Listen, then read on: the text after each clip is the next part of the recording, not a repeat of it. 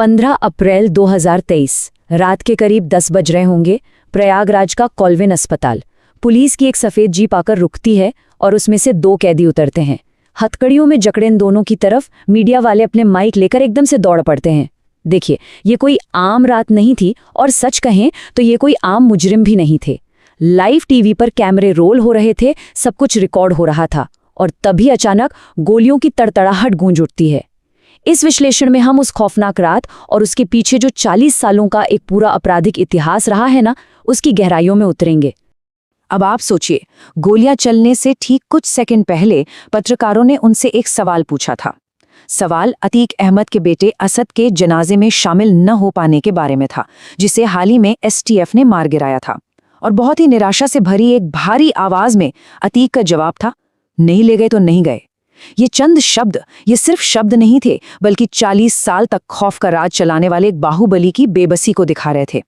और किसी को अंदाजा नहीं था कि यही शब्द अतीक की जिंदगी के आखिरी शब्द बन जाएंगे।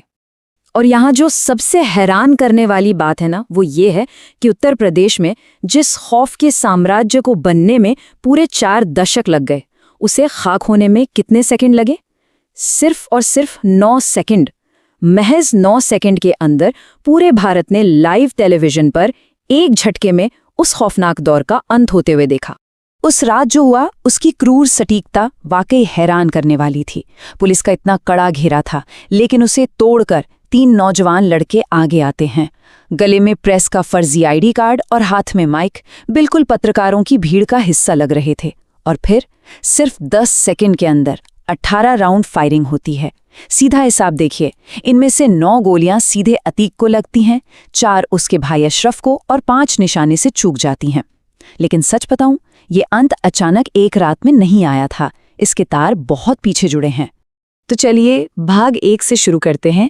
एक माफिया डॉन का उदय। समय के पहिए को थोड़ा पीछे घुमाते हैं और चलते हैं 1979 के पुराने इलाहाबाद में, जिसे आज हम प्रयागराज कहते हैं। यहीं से जुर्म की इस पूरी टाइमलाइन की शुरुआत होती है। चकिया मोहल्ले में एक तांगे वाले का बेटा, जो 17 साल की उम्र में 10वीं में फेल हो गया था। अब उसने सोचा कि पैसा और ताकत कमाने का कोई शॉर्टकट निकाला जाए। तो शुरुआत कहाँ से हुई? मालगाड़ियों से कोयला चुराने और रेलवे ठेकेदारों से हफ्ता वसूलने से। फिर 80 के दशक तक आते आते वो इलाहाबाद के सबसे खूंखार डॉन चांद बाबा का सबसे वफादार और खतरनाक शूटर बन चुका था। अपहरण, रंगदारी, कत्ल, मतलब हर जुर्म में माहिर। 1986 में उस पर यूपी का पहला गैंगस्टर एक्ट लगा और फिर 1989 आते आते उसी ने अपने उस्ताद चांद बाबा की हत्या कर दी और पहली बार विधायक बन गया। अब यहाँ आपके मन में एक बड़ा दिलचस्प सवाल आ रहा होगा कि आखिर एक गुंडा राजनेता क्यों बना? तो हुआ ये था कि 1986 में जब पहला गैंगस्टर एक्ट लगा तो पुलिस ने अतीक को एक सीक्रेट लोकेशन पे रखा था।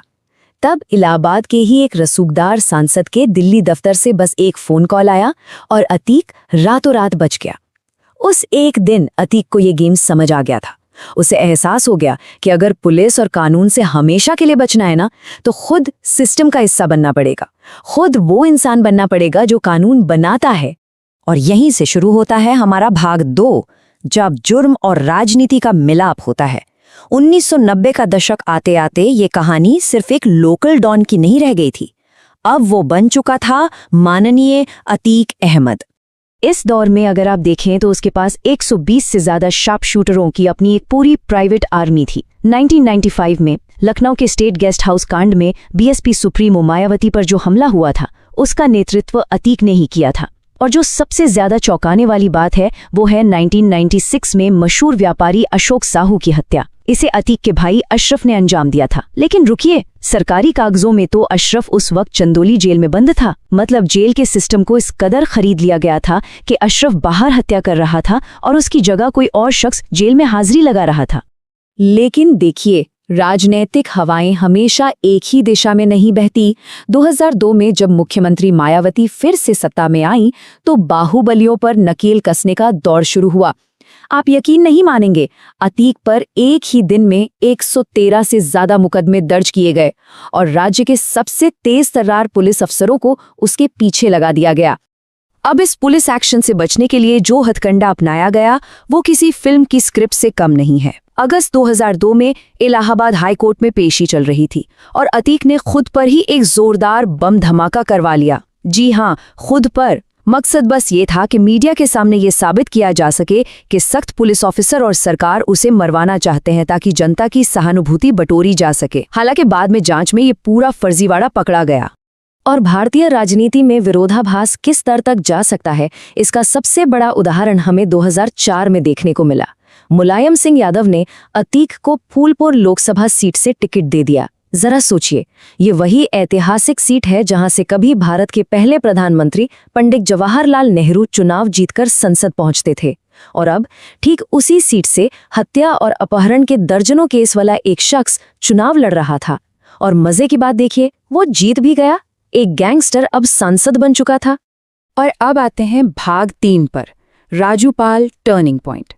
सांसद बनने के बाद अतीक ने अपनी खाली हुई विधायक की सीट अपने छोटे भाई अशरफ को दे दी।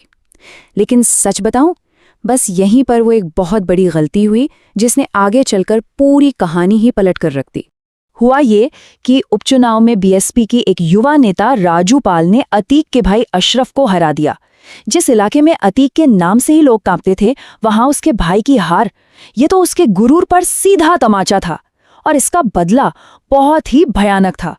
25 जनवरी 2005 को राजूपाल की गाड़ी को भरे बाजार में घेरा गया और AK-47 से गोलियों की बारिश कर दी गई। उनके शरीर में 19 गोलियां उतारी गईं। जब राजूपाल के समर्थक उनके लहूलुहान शरीर को अस्पताल ले जा रहे थे ना, तो 5 किलोमीटर के उस रास्ते में 4 पुलिस स्टेशन पड़े, लेकिन शूटर लगातार चलती गाड़ी पर बेखौफ फायरिंग करते रहे। लोकल पुलिस और सिस्टम पूरी तरह से पंगु हो चुका था। इस रोंगटे खड़े कर देने वाले दिन दहाड़े हत्याकांड का सिर्फ एक ही मुख्य चश्मदीद गवाह था, राजूपाल का चचेरा भाई उमेश पाल। उस समय शायद ही किसी को अंदाजा रहा होगा, लेकिन यही वो अकेला गवाह था जो 18 साल बाद अतीक के पतन की सबसे बड़ी वजह बनने वाला था। भाग 4, कार्रवाई की शुरुआत। राजूपाल हत्याकांड के बाद से ही ना राजनीतिक समीकरण बहुत तेजी से बदलने लगे थे और इस बदलते माहौल का सीधा असर इस माफिया साम्राज्य पर पड़ने वाला था। 2007 में मायावती पूर्ण बहुमत के साथ मुख्यमंत्री बनी। उन्होंने 1995 के उस गेस्ट हाउस कांड को भूला नहीं था और अतीक पर कड़ी कार्रवाई शुरू कर दी। करोड़ों की संपत्ति जब्त हो गई। फिर जब 2017 में योगी आदित्यनाथ की सरकार आई तो माफियाओं के खिलाफ जीरो टॉलरेंस नीति के तहत ऑपरेशन क्लीन शुरू किया गया। अतीक की 70 करोड़ से ज्यादा की अवैध संपत्तियों पर सीधे बुलडोजर चले। लेकिन 2018 तक आते आते भी अतीक का इंकार देखिए। वो जेल को ही अपना हेडक्वार्टर बनाकर वहां से रंगदारी का नेटवर्क चला रहा था। आखिरकार सुप्रीम कोर्ट को दखल देना पड़ा और 2019 में उसे यूपी से बाहर गुजरात की साबरमती जेल शिफ्ट कर दिया गया। अब इन 2 सालों की तुलना देखिए तो आपको समझ आ जाएगा कि राजनीतिक संरक्षण कैसे काम करता था। 2008 का वो दौर था जब भारत अमेरिका न्यूक्लियर डील पर वोटिंग होनी थी, तो अतीक को खास तौर पर जेल से बेल दिलवाकर बाहर लाया गया ताकि वो संसद में अपना वोट डाल सके। और वहीं दूसरी तरफ 2018 में उसका खौफ इस कदर बढ़ चुका था कि लखनऊ के एक बड़े व्यापारी को बीच शहर से अगवा किया गया, सीधा देवरिया जेल लाया गया और जेल के अंदर ही उसे बेरहमी से पीटकर अतीक ने उसकी करोड़ों की प्रॉपर्टी अपने नाम करवा ली। मतलब जेल के अधिकारी तक पूरी तरह से उसकी जेब में थे। और अब हम पहुंच गए हैं इस पूरी कहानी के भाग 5 पर, आखिरी अध्याय। चलिए कहानी को वापस उसी 2023 वाले मोड़ पर लाते हैं जहां से हमने शुरुआत की थी। ये वो समय था जब कारण और परिणाम का चक्र बहुत बहुत तेजी से घुमा। साबरमती जेल में बैठकर भी अतीक शांत नहीं था। उसने एक और साजिश रची। 24 फरवरी 2023 को प्रयागराज में उसी 18 साल पुराने राजूपाल हत्याकांड के गवाह उमेश पाल की दिन दहाड़े बम और गोलियों से हत्या कर दी गई। और इस बार इस हमले में अतीक का खुद का बेटा असद शामिल था। अतीक को लगा कि वो 2005 की तरह फिर से पूरे इलाके में खौफ पैदा कर देगा, लेकिन इस बार यूपी में सरकार और सिस्टम का रुख बदल चुका था। एसटीएफ ने जबरदस्त कार्रवाई की और बेटा असद एक एनकाउंटर में मारा गया। और फिर 28 मार्च 2023 को एक पुराने अपहरण मामले में अपनी पूरी जिंदगी में पहली बार अतीक को कानूनी रूप से उम्र कैद की सजा सुनाई गई। जो माफिया कभी अदालतों में बड़ी बेखौफी से अपनी मूंछों पर ताव देता था ना, वो साबरमती से प्रयागराज लाए जाते वक्त पुलिस वैन के अंदर फूट फूट कर रो रहा था। एक ऐसा इंसान जिसने 40 साल तक पूरे राज्य के लोगों में दहशत फैलाई थी, आज वो पुलिस कस्टडी में पूरी तरह टूट चुका था। ये वाकई एक बहुत बड़ा और अचंभित कर देने वाला विरोधाभास था। और फिर आई 15 अप्रैल 2023 की वो खौफनाक रात, जिसका जिक्र हमने बिल्कुल शुरुआत में किया था। पत्रकार बनकर आए वो 3 लड़के, 10 सेकंड, 18 राउंड फायरिंग और अतीक और अशरफ का अंत। गोलियां चलाने के बाद उन्होंने वहां से भागने की बिल्कुल कोशिश नहीं की, बल्कि तुरंत अपने हाथ खड़े करके सरेंडर कर दिया।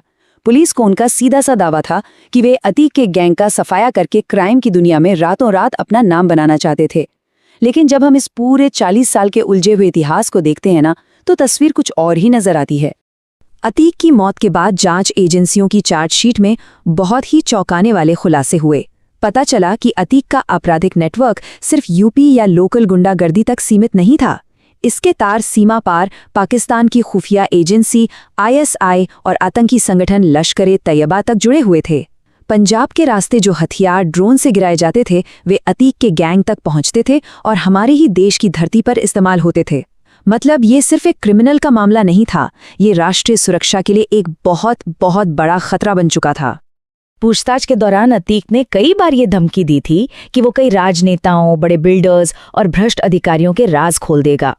तो ऐसे में अब एक बहुत ही अहम सवाल खड़ा होता है, क्या वो 3 नौजवान शूटर वाकई सिर्फ अंडरवर्ल्ड में नाम कमाना चाहते थे, या फिर वो किसी बहुत बड़े षड्यंत्र का हिस्सा थे, किसी के मोहरे थे, जिन्हें अतीक के हमेशा के लिए खामोश हो जाने से सीधा फायदा पहुंचने वाला था।